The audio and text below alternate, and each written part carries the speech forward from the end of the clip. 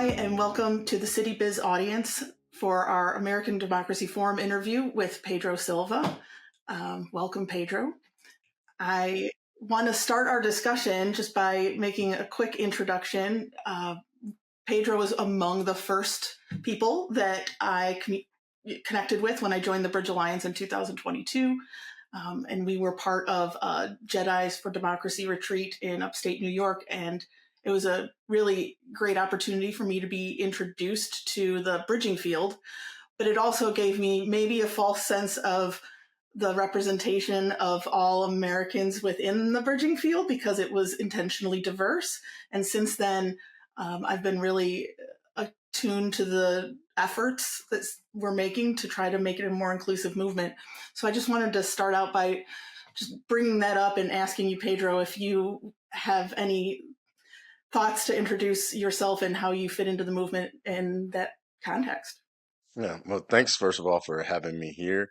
When I think back on that moment, that time that we spent together and everyone that was represented, I thought, wow, man, this is amazing. And I would add to it that it's a good place to start. And unfortunately, a lot of movements don't always start with diversity at its forefront in the way that I personally think they should. Um, Unintentionally, I think in a lot of instances, people have a lot of good ideas about what it would look like to create a more cohesive, more inclusive society or community, and they come up with those ideas in an echo chamber, so to speak, and they may be including those people in their minds and maybe even in their hearts, but this world is an embodied world. And so if the people's bodies aren't there, then it ends up, I guess, creating the conditions for uh, unnecessary tension. And I think a lot of times it's better to do the tension at the forefront with all the hard questions and all the things that we need to work out in the beginning, because then when you try to do it in reverse, it means, at least psychologically for some people, when you're making room for people at the table, some people feel like they have to give up their seat at the table, and that becomes a tension. So I think it's better, and we're learning as we go, but I think it's better to kind of create the table from the beginning with the people that you want to be there. Um, so I think that gave me that juxtaposition, because once I had that experience, I was able to kind of see more of what it is not yet, in terms of being a broad-based, diverse um, kind of movement, but I also saw the possibilities. And we had a lot of vulnerability there, a lot of people sharing. So I reflect back on it a lot, and I made some good connections with some people there. So I know I think about it frequently, and I wish that it was started out that way. I agree. It was a great introduction and it kind of set the bar for me on what I want to do with this work. Um, we are working toward a similar goal, but through different vehicles. And I know for you right now, one of them is through YOUnify, where you're the director of engagement. I don't know if you want to expand a little bit on how you're trying to reach your goals through YOUnify. Yeah, well, primarily, I would say that the inspiration for Unify is uh, individual and community thriving, or just human flourishing in general. And so we show up in the places where there may be, I'll say, congestion to the flow of human flourishing.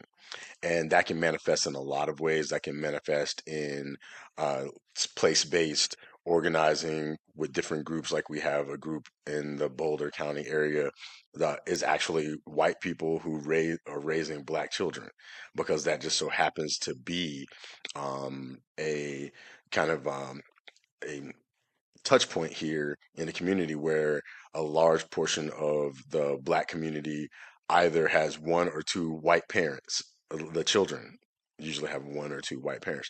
So we are building relationships with people who typically isolate because they don't know how to locate themselves in the overarching narrative of what it means to belong in community. And through things like the death of George Floyd and the summer, of 2020, people are more aware and at the same time they haven't built or cultivated a relationship. So that's an example. And then there are other examples where we're helping people to become more civically engaged. And so a lot of people in our society, unfortunately, they don't find a place to locate themselves in civic engagement. A lot of times they think that voting is like the I voted, I did my civic engagement for, the next 4 years if they're just nationally focused, or depending on their connection to the local government. So we are trying to help people locate themselves in other aspects of civic engagement, whether it's working with folks who are looking at different types of political innovations, like ranked choice voting or open primaries and such, or things like citizen assemblies, where people are able to work on an issue with everyday citizens through a sortition process where you get good representation at the forefront. So that's the kind of areas that we focus on, but they're all leaning into the idea of human flourishing and individual and community thriving. Thank you. That's perfect. That's what I wanted to know. I wanted to kind of get up to speed on how YOUnify is plugging into that.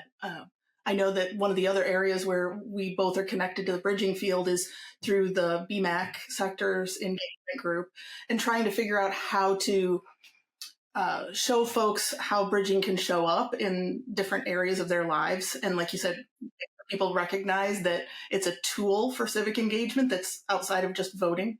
I know that one of our primary sectors that we're trying to engage with is the religious sector, and folks who are practicing in those communities and kind of showing them how they inherently plug into the bridging field.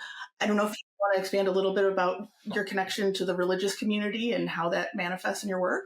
Yeah, I think that would probably be the best place to start for me, given that I was a pastor for 10 years and have been a religious person for all of my life. Um, my entry into the bridging movement was through the faith communities. During different tensions in our society, I started hosting what I was calling like community conversations, and I would do them on different subjects, but most of them were things that kind of created senses of discord in our relations to one another and things that keep us from living into our highest relational aspirations. So I did a lot of them were end up being race focused. Some of them may be income focused, but generally race. And through the course of that, uh, I ended up in the newspaper, and then someone from Living Room Conversations reached out to me and said, "Oh, can I attend one of your sessions? I'm a part of this movement that is doing something similar." And I thought I was inventing it. Like I had no idea. I was like, you know what? We need to talk to each other. I got to figure something out. And I didn't know what I was doing. So I would literally, I made sheets with questions similar to Living Room Conversations, but a little bit different, but similar. And I would just invite anybody and like walk out in the street on Pearl Street in Boulder and just handing out flyers and people. I legitimately didn't know what I was doing, but I knew something had to be done from my perspective. And so, and it was also an expression of my faith. And so I was just going out, just trying to do what I could. And because I worked in kind of interfaith spaces and civically, and I was a part of an organization called Together Colorado, which is also a faith-based um, movement based out of Faith in Action. They're like an offshoot of Faith in Action. And so I was the statewide rep for 3 years with Together Colorado. So combining all those things together, I was just in a good position for people from across faith traditions to show up. And a lot of people who had no faith tradition, surprisingly, came because they wanted to have conversations about some of these issues. And so, but then once I found out about Living Room Conversations, I said, well, you know what? They've been doing it for a while. They have a pretty good framework. And became a faith partner with Living Room Conversations the whole time the rest of the time that I was a pastor. So, that's kind of how I leaned into it. And I do think I'll speak specifically from the Christian tradition first and then kind of branch out. But in the beginning of the Gospel of John, it starts off with saying, "In the beginning was the Word was with God, and the Word was God." And there's a lot of interpretations of what that means, but what I want to lean into is understanding the power of words in creating worlds. And we create the worlds that we experience with the words that we use. And I don't mean it in the like law of attraction kind of way. I mean the way you talk shapes the way the way you talk to yourself internally, and the way that you talk to others externally is the measure of the relationships that you build. And so I think that it's important for people of faith to be able to talk, to be able to talk across differences, to be able to talk because we kind of talked ourselves into this world of discord, and we have to talk ourselves into a world of accord. And that's kind of how I experience it. And so I think no matter what faith a person has, almost every faith, I can't even think of faith that doesn't have a book, right? And the book is a bunch of words and that book tells people how to talk to themselves internally, but it also teaches them how to engage with people externally. And if we don't practice the way of our words, from the books that we revere, then we are, in my mind, we aren't actually becoming living testaments of what it is we say we profess. And that's across traditions. Unless your book says, hey, divide everyone, treat everybody poorly, you stink, you know what I mean? Then, yeah, okay, then you're practicing it. But otherwise, I think that it's incumbent upon every person of every faith who has a book that has words that tells them how to be good human beings and to encourage the best in other people. We have to be able to talk about it. We have to struggle through the conversations, make mistakes, argue, sometimes fight, try not to destroy each other, but we have to stay in the conversation.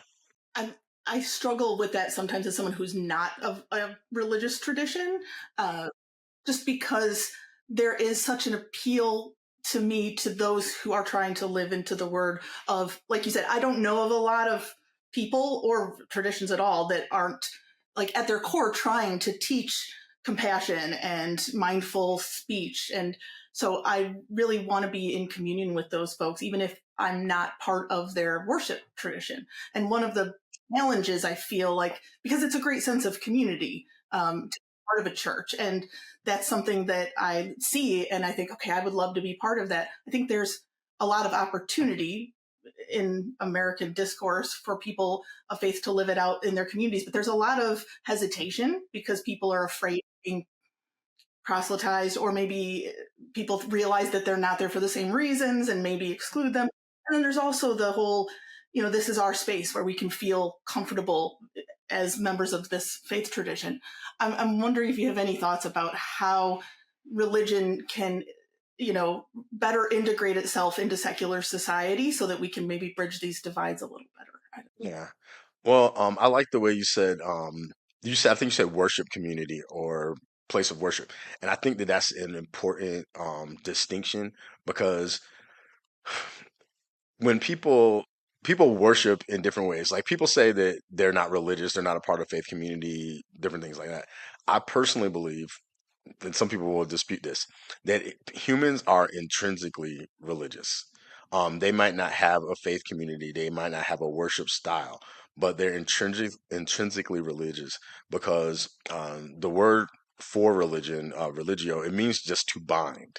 So in relationships are binding. People used to back in the day call their partner the old ball and chain because it bound them to someone relationally, and they couldn't move without that other person being a part of it, you know? And so at our core, we are relational beings, which necessarily means we are religious beings because as soon as you enter into a relationship, you're binding yourself. Now, you can bind yourself to one person, you can bind yourself to a small group, you can bind yourself to a community, and you can bind yourself to something that's great in your imagination or in your heart, if you believe it, greater than all of those things, but it still contains all of those things. That's why in the Christian tradition, Jesus always equated loving God with loving your neighbor because you could not do both because it's the depth of relationship.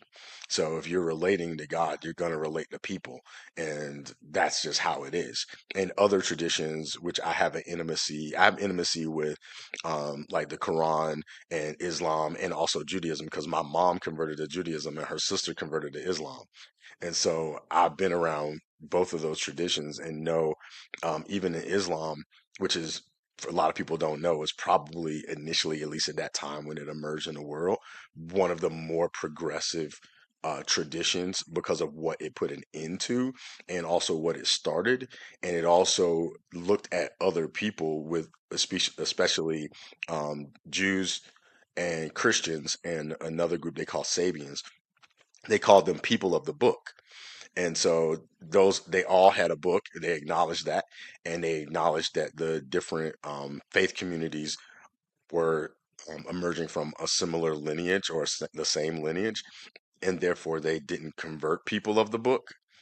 And so, which I won't get into more depth, but it, if the reason why I bring them up specifically is because in honoring their tradition as being people of a book, they also honored other people of their books, and saw that relationship, and also knew that you could not separate serving God as they understood God from serving people in some kind of way. And the same thing exists in Judaism, which tells you to, remember that you were an alien as well. And the same with Christians who say love God and your enemies and your neighbors as yourself. So there's just no way to separate those things. When it comes to secularism, or the illusion of secularism, because I don't think that there's such a thing as that. I don't believe in the sacred secular divide in the state of like what I would say is God's creation. That's a human construct. Um, I would say that um, when you bring it into relationships, and which all of us have, then there are things that we are going to naturally have in common. And so I think that it's just being able to understand that, and understanding that there isn't such a thing. Like, I'm not saying you have to agree. I'm just saying from my perspective that a person can say, I don't believe in God, I don't believe in the institution. And I assure you there is some piece of paper or book that, that they are very attached to, and their ideas of not God. And I'm not saying a person can say I tried to be an atheist one time and I very much failed at it. But they probably have some written thing that they're attached to, that they think, whether it's the Constitution or whatever, that they bind themselves to. They have relationships with people that they bind themselves to. They have an idea of a future, whether it's a future of a year from now or 20 years from now or their kids or grandkids. So they all the elements of religion, every human being participates in them. There's no way out of participating in them at all. And usually their idea that they're in opposition to, like I'm opposed to that God, they have an idea of God in their mind, and then they see people or institutions not aligning with it.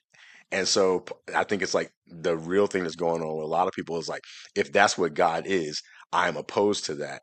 But if they talk to certain people who consider themselves religious, they would say, I also am opposed to everything that you're opposed to in that God. So there's something intrinsically in us that is looking for binding and relationship and a future orientation and all those things. And those elements exist everywhere there's people.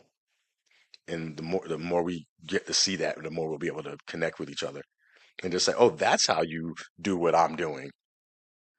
I love that. That actually really speaks to my own kind of experiences in being in communities that I'm not a traditional member of. And it often, usually makes me feel very included, not as a member of, like I said, their worship community, but just as a human, just as a person. And I think that's a great opportunity to connect to widening the scope of bridging, because that's where you go and meet people where they're already open to that, like you're talking about binding. They're already open to that concept of binding with others and with their experiences. So I don't know, and this is a question, not a pontification. It feels like you might have used see religion as a tool to widen the movement to include more folks and to make it more representative of all folks. Is that true, or is that off base? I mean, it can be for some people, not for everyone. I think that, what happens in this is going more into the human brain. So I have a mentor named Marshall Thurber, and he talks a lot about communicating above the line. And communicating above the line is communicating from a place of responsibility. Excuse me. Everything below the line is shame, blame, or justification. And so when you have a person who, um, in their religion, if they haven't matured to a place of taking responsibility for the embodiment of the religion that they profess, then they are naturally going to be restrictive because the proving ground of your religion, of whether you live it or not, is how you engage with other people. Because you can't do anything for, if you believe in God and God is, omni everything, then what really can you do for God? You can't do anything. You know, you only can do things for other people to show that you've received the full import of the gift of life or whatever that you say comes from God, you know? So it's like if I've been blessed with this life and I've been given all these things, I'm a receiver. You know what I mean? I'm a beggar. Like to me, every human being is a beggar before creation, right? That's how I operate in the world. So anything I have $10 billion. I'm just a beggar with $10 billion. And the only way I can honor that gift of being able to live in a world where I could receive that flow of monetary and financial abundance is to be able to learn how to be masterful at my giving. And that's the same because then it shows that I've learned, you know, it doesn't have to be money. It could be your time. It could be your conversation, your heart, your whatever. It can even sometimes be your anger. If you've learned how to work with your emotions well. So that's how you show that you've mastered it, right? And but if people are operating below the level of responsibility, then other people become their excuse for not living up to their own ideal. And so now they're operating from shame, blame, or justification. And because people want to see themselves as good people, and they live and inhabit a constant, I would say, neurosis of trying to see themselves as good, but making an excuse for not living up to the good that they profess. And if they're operating below the line, then that same religious discipline can be divisive as we see in the world. So people will say, in their internal, because they only care about themselves, and I don't mean it. I mean, this is what is true.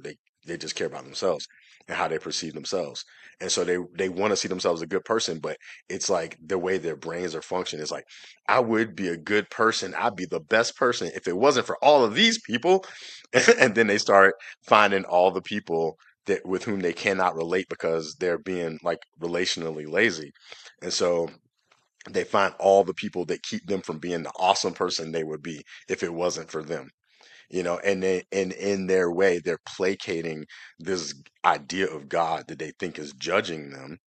And so they're like, don't judge me, God. It's not my fault. It's all their fault. Because if they weren't this way, I would be the best person ever. And so religion can be used either way. If a person's taking responsibility, then they'll say, well, you know what? It doesn't matter how these people are being toward me. I took responsibility for living my life in a certain way. So even though these people are being this way toward me, I am going to do everything I can to live from a place of grace. I'm going to do everything I can to, contribute to living the eightfold path or whatever the case may be. Like if you're going into Buddhism and you're not even thinking about a God, but you're just thinking about the highest level of your own, being the best human you can be, you're not going to blame other people for why you're not living up to your own professed um beliefs. So it can be used either way. I choose to use it to the to try to sharpen myself and to be whatever. I'm not trying to be the best human in the world. I'm just trying to stay the course, and keep living into what I say. And if I can't pull it off, I'll just say, never mind. I was wrong. I stink. You stink. Everybody stinks. Let's quit. You know what I mean? And then just like, let's just let it go and let's just all hate each other. Um, but I'm not going to pretend like I'm living up toward a religion and doing everything in the opposite direction, just because I don't want to put in the work. That's not me. Some people, they're really good at that, but that's not my style. No. And I mean, the ever present they, is kind of the problem in bridging, in reform, in so many of our discussions about how we can improve our communities. And I just, well, thank you for that, because I have found this so far really as I do every time we talk. Very, very invigorating and inspiring. And I guess I just wanted to ask maybe one more question about you. If there was anything you wanted to convey about your work to the City Biz audience and the Fulcrum audience that you haven't yet, is there anything like on the horizon that you're working towards, and like new ways that you're trying to reach folks with your work? One of the things that's at the top of my mind, and I guess it plays into Unify and our name. Like I pointed out to people a lot of times that our name is spelled YOUnify, and that's intentional because like we're focusing on the individual, that's you, and then unifying. So it's a play on the words, right? But one of the things that came to me recently is how much we need the idea of you, because in a lot of situations we try to go from I to we, and hopefully people can follow the train I'm on. But essentially it's like, okay, how do I get from I to we as soon as possible? But there is no path from I to we without a you. There has to be another person or group or someone with whom you become we, and you have to get to know that person, that group, that community. You have to let yourself go to the discomfort of expanding yourself so that you can make room for those people, whoever they are, in your heart and in your mind, and allow yourself to be literally broken sometimes in order to make space for those beings. And I don't know why the world's created this way. God didn't ask me when things were getting designed, but essentially in this world, everything has to break in order for it to expand.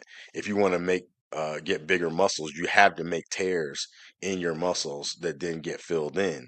And it's always that way. When you're kids, I have a little kid, I have a big kid, I've watched kids grow up. Their body is constantly breaking and reforming, breaking and reforming in order for them to grow.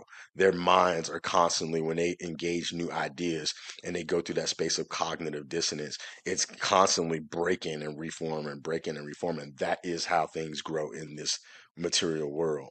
And so relationally, you got to have the other person. And as we started out with, a lot of times when people are trying to build these movements, they're trying to go from I to we, but they're doing it all here.